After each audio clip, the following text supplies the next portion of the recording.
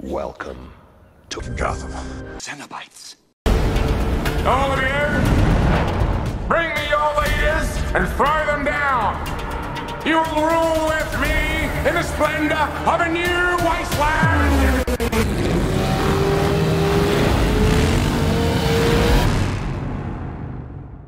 I will take this girl. Otherwise, it's war. Deal. If you survive everything we take on together,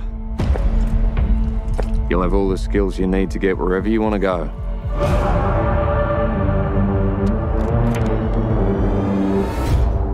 Keep it. You'll need it.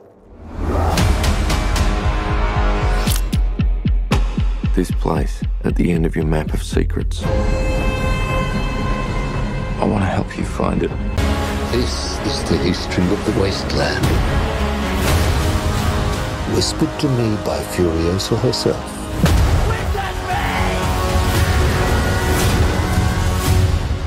The question is, do you have it in you to make it epic?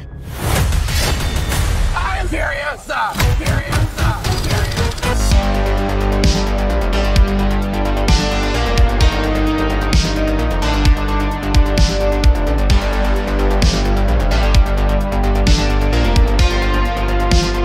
What's up, YouTube?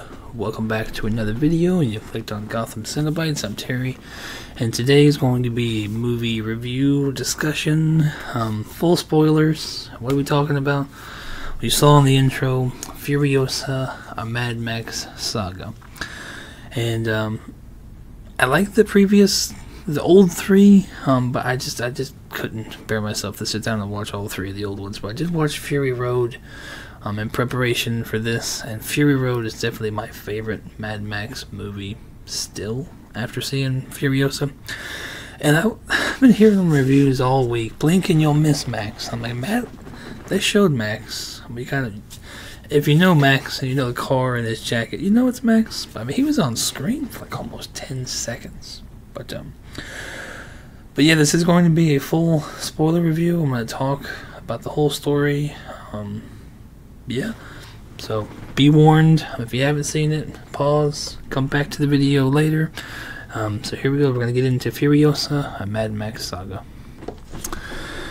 So Furiosa, a Mad Max Saga. You can kind of watch the trailers, and if you've seen Fury Road, you know she's alive at the end of this one. So you know she's ultimately going to get her revenge and be on the other side of it. But Furiosa. So yeah, we introduced to Dementus, who's a pretty cool character.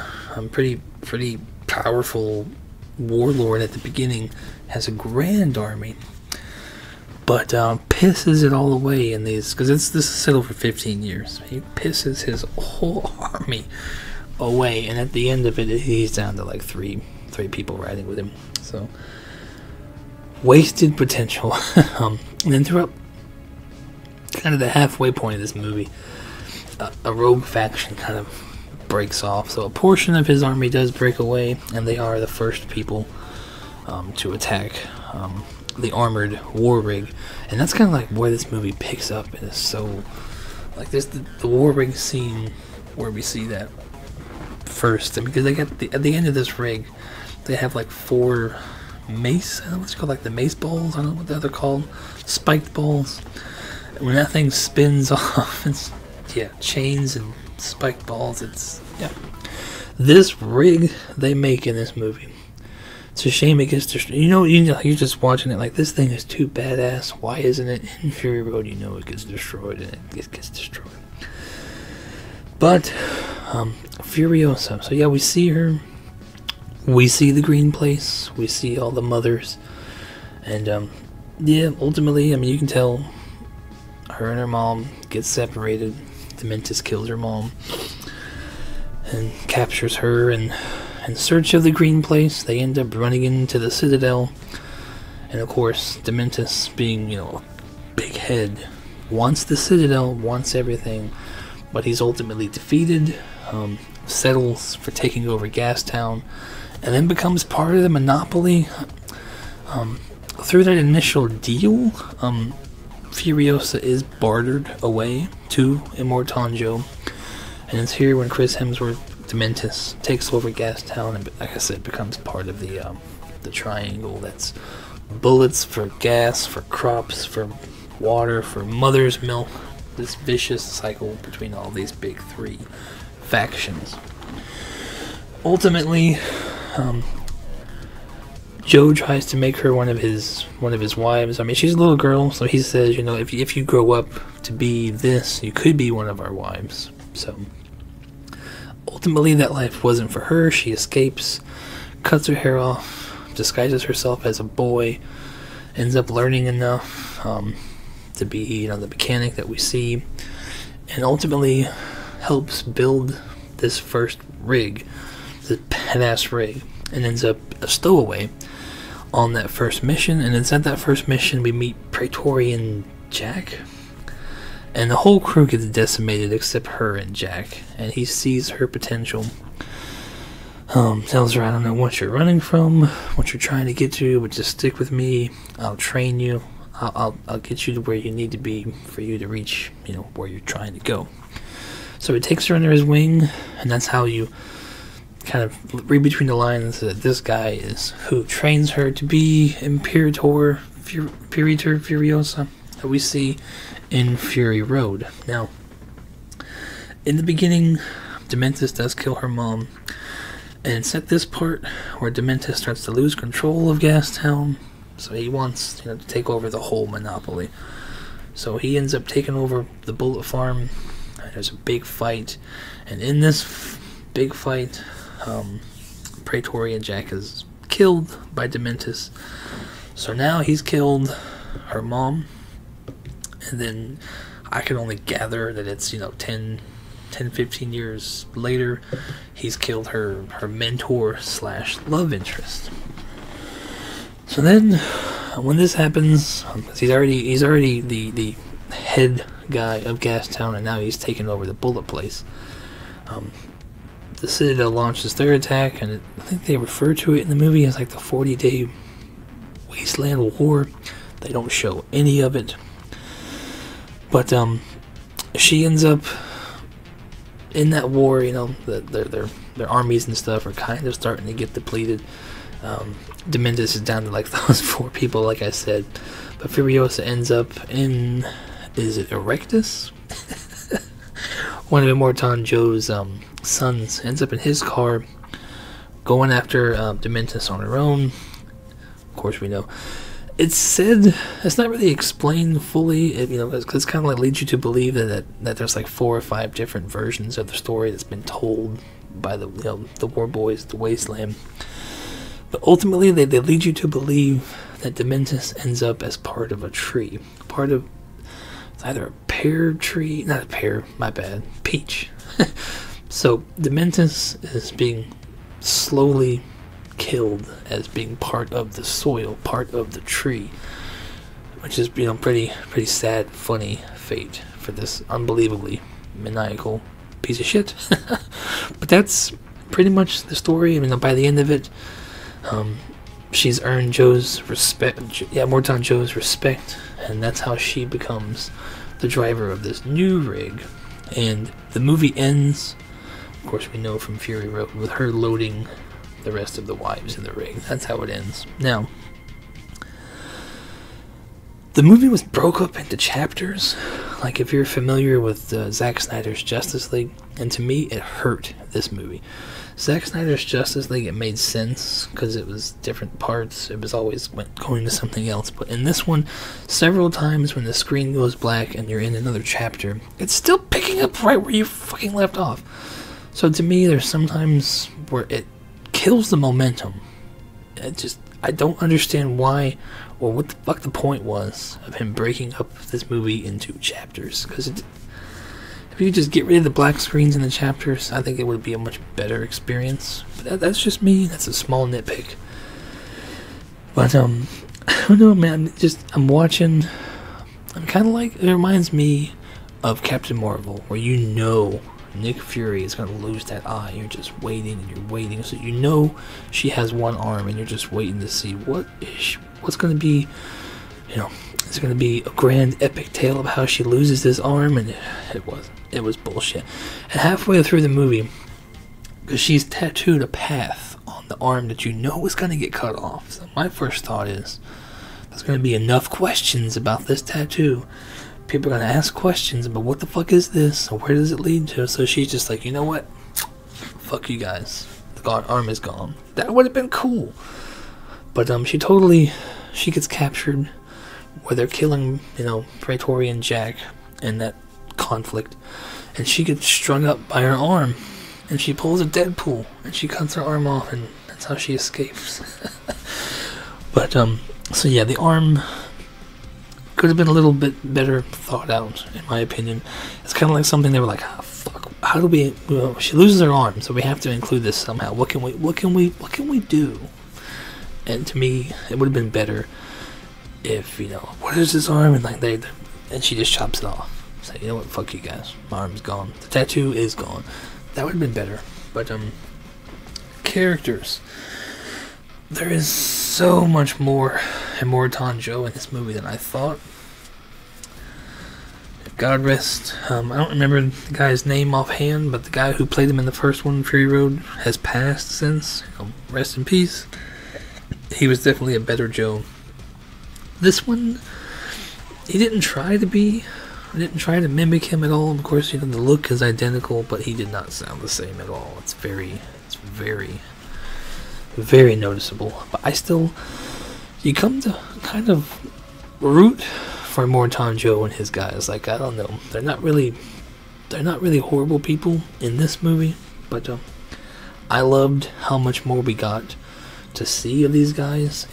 But yeah, you need to watch Furiosa first, because right where Furiosa ends is where Fury Road picks right up. So I just love the fact that they expanded more on the bullet place, the gas town, more of the Citadel, and I think there was a character named Slit in Fury Road, and he kind of played another character entirely in this movie. The same actor played Erectus, played his other son that you don't even see in the first movie. So I was kind of waiting for him to die, and he never did.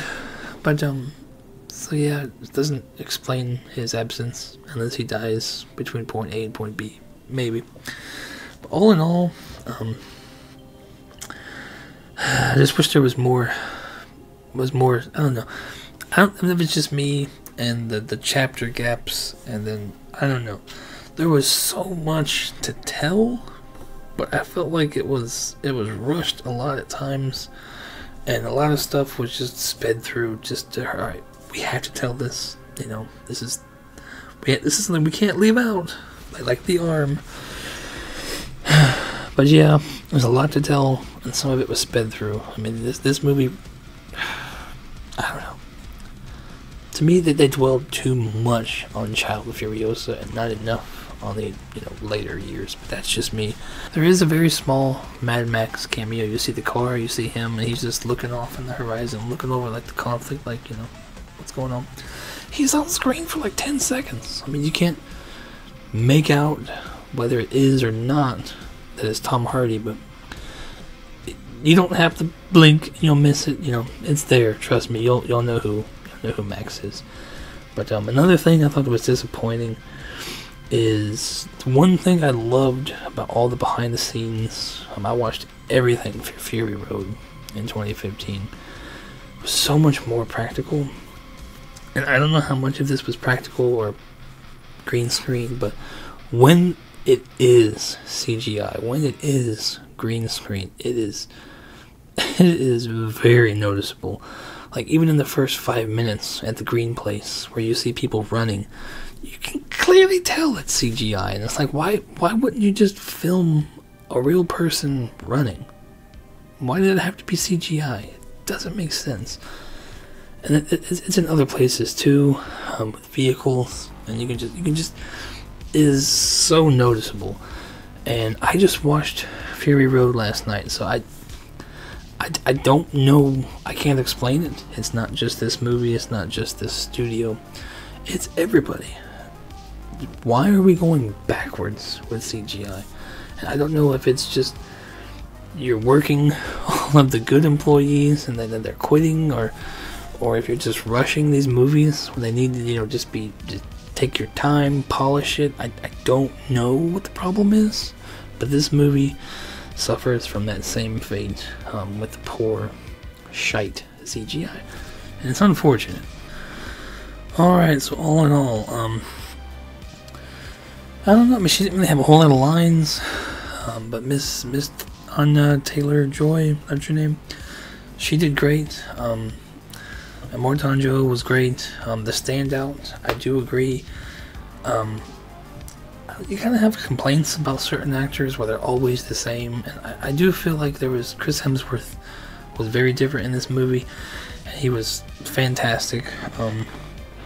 There's not a point where you ever think about Thor. He is definitely a crazy motherfucker, and yeah, it's not noticeable. It's not like it's some Keanu Reeves playing a bad guy and he's still acting like John Wick or, Neo. No. Chris Hemsworth does an amazing job playing this character. Yeah, I would love to have gotten to know more about Praetorian Jack, but you kind of knew that he was going to die. But it's very unfortunate. I have heard George Miller, when he did Fury Road, he had a backstory written for Furiosa, which I imagine is what we saw, and a backstory written for Max that both leads to Fury Road.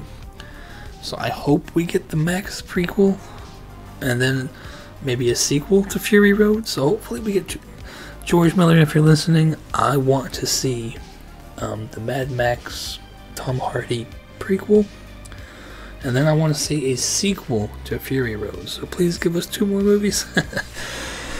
But yeah, I've heard about Furiosa, I want to say 5 years ago, and I'm just glad to see it actually came to fruition. I really enjoyed this movie. It is nowhere near as good or as impactful to me as Fury Road, but this movie 100% helps Fury Road to be a better movie, if that makes sense. Like, I envy people. I don't know if I've already said it because I've recorded this a few times. I very much envy people who got to see Furiosa first, and because to me, I feel like it would make Fury Road better.